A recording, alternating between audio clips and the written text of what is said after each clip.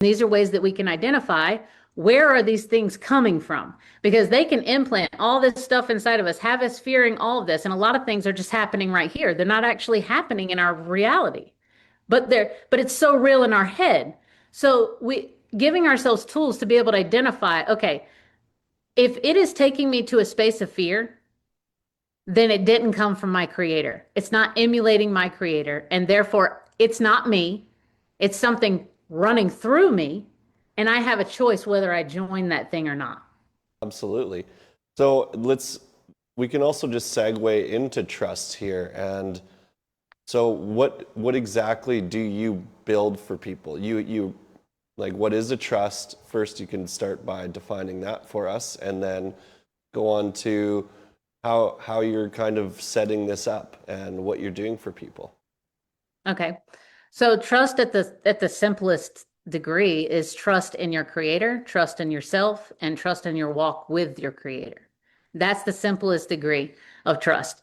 And what we do with trust is not dictate what people say or do in their trust. We are just a mechanism. We built the art to translate and express their own authority and how they are going to govern their lives without the legal system involved. Now, most places that you go to, whether it's a lawyer or somebody with a sovereignty movement, they're going to use UCC laws, they're going to use common law, they're going to use all of those things that we've already established now can be just obliterated. So, and they're also going to give you most likely one document that is backed by all this other man-made stuff. What we do is we give you that one document, but we also give you an entire infrastructure backing it. Not just that, there's multiple other trusts of protection that are layers of protection for where you're going to be. So the moment you come in, you're operating already in a different jurisdiction. Your business is in a different jurisdiction. Your money is protected in that jurisdiction. Your body's protected in that jurisdiction. Your houses are protected in that jurisdiction. We don't put anything fiction inside of the trust. So a lot of trusts, they'll go, well, I want to put my mimic in there. I want to put this loan that I have in there, all of that. We don't put fiction in a expression of fact.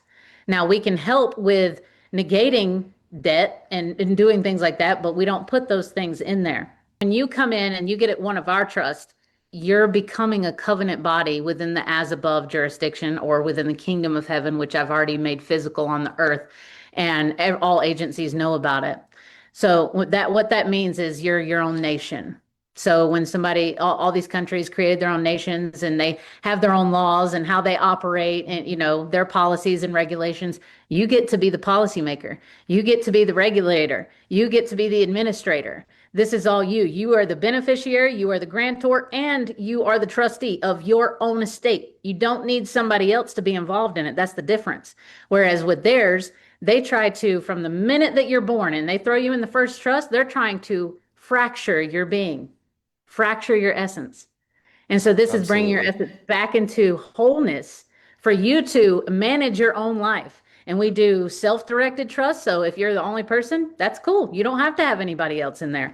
You can have it where it's dual directed trust. So you have more than one person. You can have even 3 or 4 people that you put in there. It's however you say that it needs to be.